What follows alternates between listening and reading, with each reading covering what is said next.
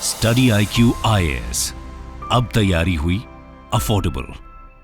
नमस्कार दोस्तों रिसेंटली केंद्र सरकार ने इलेक्शंस रूल्स में कुछ बदलाव किए हैं, जिसको लेकर कांग्रेस और जो अपोजिशन पार्टीज हैं वो इसका काफी बड़े स्तर पर विरोध कर रही हैं। ये आप खबर देख सकते हो, change in conduct of election rules indicates erosion of electoral process integrity, alleges Congress. तो इसके बारे में जानना जरूरी है कि आखिरकार ये मामला क्या है, सरकार ने क्या बदलाव किया। अभी रिसेंटली कुछ पंजाब एंड हरियाणा हाईकोर्ट का जजमेंट आया था, उससे भी रिलेटेड कुछ मामला है, वो सब कुछ मैं आपको बताऊंगा ताकि चीज़ों की क्लैरिटी मिल जाए। चलिए आगे बढ़ते हैं, लेकिन उससे पहले आप सबको बता दूं कि आप में से जो भी लोग यूपीएससी की प्रिपरेशन कर रहे हैं 2025 के लिए, 2025 में अगर आप प्रीलिम्स का एग्जाम दोगे तो स्पेसिफिकली एक स्पेशल बैच लॉन्च किया गया SIP+, जिसके अंदर 200 से ज्यादा घंटे की जो पूरी रिवीजन की क्लासेस है वो आपकी कराई जाएगी।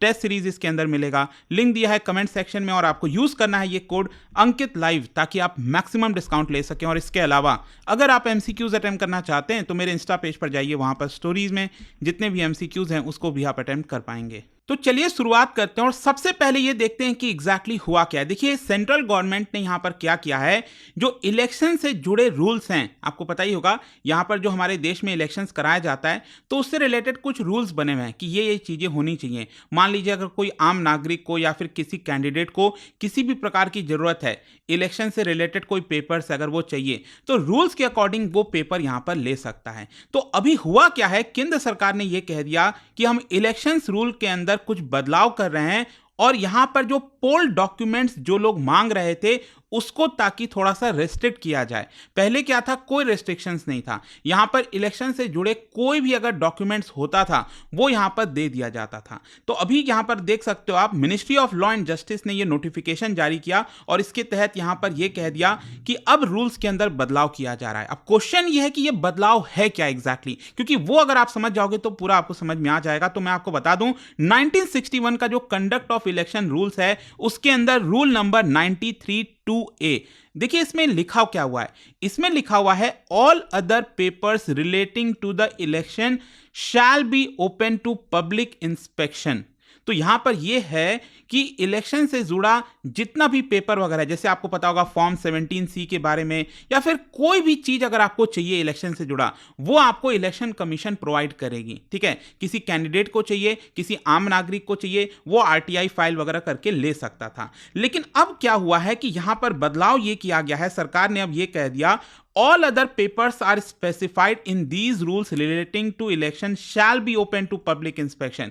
मतलब अब कुछ ही पेपर्स, कुछ ही चीजें जो स्पेसिफाई की गई हैं वही यहां पर प्रोवाइड की जाएंगी। ऐसा नहीं है कि कैंडिडेट ने अगर मान लो CCTV की रिकॉर्डिंग मांग ली तो हम उसको प्रोवाइड नहीं करेंगे, ऐसा रूल्स के अंदर बदलाव किया गया है। और इसको लेकर जो हमारे देश के अंदर कोर्ट हैं, चाहे वो हाई कोर्ट हो, सुप्रीम कोर्ट हो, डिस्ट्रिक्ट कोर्ट हो, वो भी यहां पर सरकार से या फिर इलेक्शन कमीशन से ये नहीं कह सकती कि जो आपके पास जितनी चीजें हैं वो प्रोवाइड कर दो, क्योंकि रूल्स के अकॉर्डिंगली जो जो चीजें लिखी रहेंगी, अगर यहां पर लिखा हुआ है कि जो फॉर्म 17C है वो अगर प्रोवाइड करना है, रूल्स में लिखा हुआ है तो ही वो प्रोवाइड किया जाएगा, अदरवाइज जो उसके अंदर मेंशन नहीं है वो हम प्रोवाइड नहीं करेंगे। अब देखो ऐसा हुआ क्यों, ये हुआ इसलिए है कि अभी रिसेंटली एक पिटिशनर ने पंजाब और हरियाणा हाईकोर्ट के अंदर पिटीशन डाला। इनका नाम है महमूद प्राचा।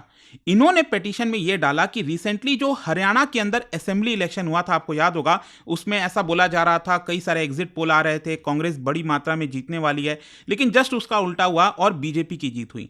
तो हरियाणा इलेक्शन जो हुआ था उससे रिलेटेड जो CCTV फुटेजेस हैं, जो यहां पर आपके पोलिंग बूथ के या फिर जितनी भी CCTV फुटेज है, वो यहां पर पिटिशनर ने मांगा कि हमें इलेक्शन कमीशन से चाहिए, और हरियाणा हाईकोर्ट ने, पंजाब और हरियाणा हाईकोर्ट ने अलाउ भी कर दिया।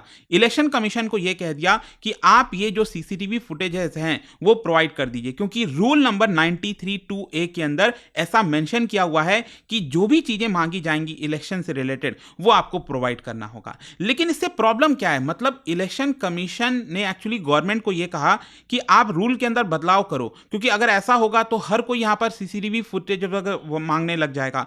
तो इलेक्शन कमीशन ऑफिशियल्स का यह कहना है कि रूल में पहले क्या था, इलेक्शन पेपर्स लिखे हुए थे, कोई स्पेसिफाई नहीं किया हुआ था कि डॉक्यूमेंट्स भी लोग ले सकते हैं और यहाँ पर जो इलेक्ट्रॉनिक रिकॉर्ड्स हैं वो भी ले सकते थे। तो हम यहाँ पर चाहते हैं कि जो इलेक्ट्रॉनिक रिकॉर्ड्स हैं, जैसे सीसीटीवी फुटेज हो गया पोलिंग स्टेशन के अंदर का, अब मान लो कोई पर्सन वोट कर रहा है, उसका भी आपको इमेज मिल जाएगा, उसका भी आपको वीडियो मिल जाएगा।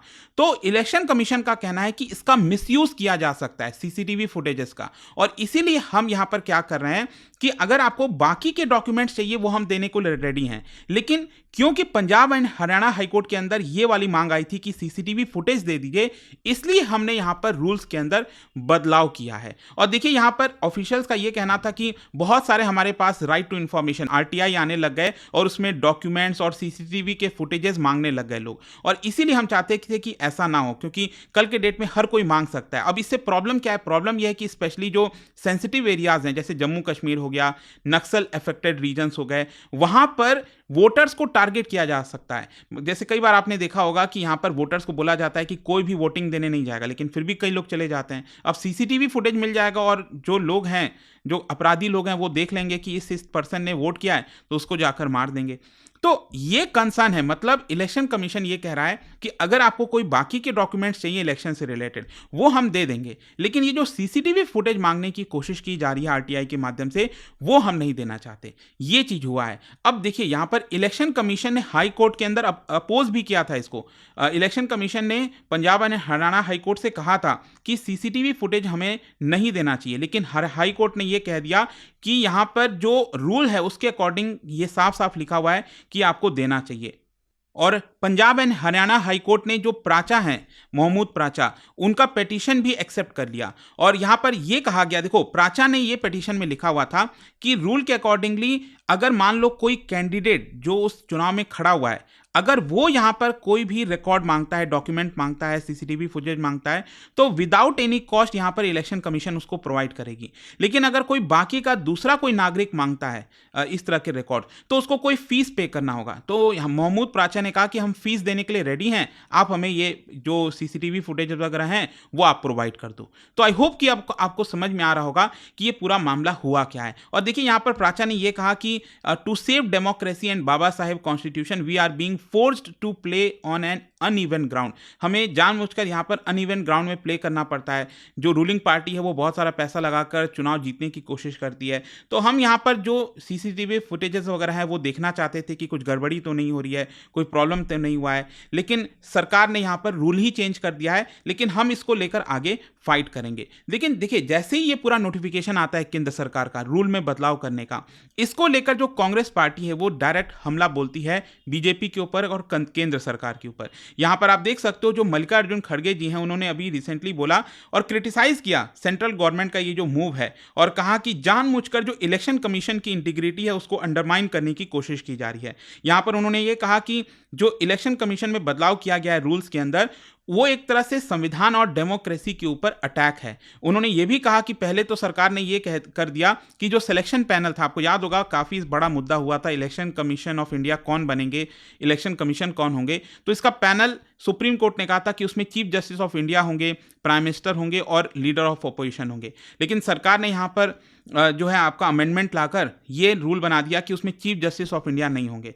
तो कांग्रेस पार्टी ये कही कि यहाँ पर सबसे पहले तो चीफ जस्टिस ऑफ इंडिया को पैनल से हटा दिया गया, और अब यहाँ पर जो पंजाब एंड हरियाणा हाईकोर्ट का ऑर्डर था उसको भी सरकार मानने से इनकार कर रही है। तो एक तरह से जब भी हम इलेक्शन कमीशन के पास जाते थे कि देखिए ईवीएम में गड़बड़ी है, ट्रांसपेरेंसी नहीं है, तो एक तरह से हमारे बातों को तवज्जो नहीं दिया जाता था, मतलब हमें डिसमिस कर दिया जाता था। लेकिन ये जो इंसिडेंट हुआ है, यहां पर सरकार ने जो बदलाव किए हैं, रूल्स में चेंजेस किए हैं, ये साफ दिखाता है कि हम यहां पर सही थे। आप अगेन देख सकते हो अरविंद केजरीवाल जी ने ट्वीट किया और कहा है कि इसका मतलब कुछ तो बड़ी गड़बड़ी है जो भी यहां पर हुआ है। लोकसभा एमपी और Congress general secretary KC Venugopal, उन्होंने भी कहा कि poll panel has chosen opacity, transparency नहीं दिखा रही है, प्रो गवर्नमेंट होती जा रही है। यहां पर जयराम रमेश जी ने तो ट्वीट करके डायरेक्टली ये भी कह दिया कि election commission of India directly सरकार के साथ जा रही है, जो सरकार कर रही है वो यहां पर इलेक्शन कमीशन ऑफ इंडिया कर रहा है, लेकिन हम इसको फाइट करेंगे, हम इसको लीगली चैलेंज करेंगे। सकता है कि यहाँ पर इसको चैलेंज किया जाए, सरकार ने ये जो बदलाव किए हैं। तो देखते हैं आगे होता क्या है इसको लेकर, बट आई होप कि ये जो मुद्दा चल रहा था कल से, इसके बारे में काफ़ी डिस्कशन हो रही थी, वो आपको समझ में आ गया होगा। और जाने से पहले एक इंटरेस्टिंग क्वेश्चन, क्या बता सकते हो which of the following statements with reference to elections in India, ये करेक्ट है? मतलब कि यहाँ पर दोनों जो स्टेटमेंट दिए हैं उसमें से कौन सा करेक्ट है या फिर रॉन्ग है? इसका राइट आंसर आप सबको पता है, मेरे इंस्टाग्राम पर तो मिलेगा ही। वहां पर अगर आप नहीं हो कोई बात नहीं, टेलीग्राम से ले सकते हैं इसका सही उत्तर। मैं कई सारे जो एमसीक्यूज हैं वो यहाँ पर स्टोरीज में डालता रहता हूँ। अगर आपको पीडीएफ है तो टेलीग्राम पर आइए, अलग अलग सोशल मीडिया पर आप जुड़ पाओगे। और जैसा मैंने आपको बताया, अगर आप यूपीएससी की तैयारी कर रहे हैं, कोई भी बैच चाहते हैं, you can simply use this code Ankit live to get maximum discount. And I hope कि वीडियो आपको पसंद आया होगा। मिलता हूं आपसे next time. Till then, thank you very much, see you soon. Study IQ IAS, अब तैयारी हुई अफोर्डेबल।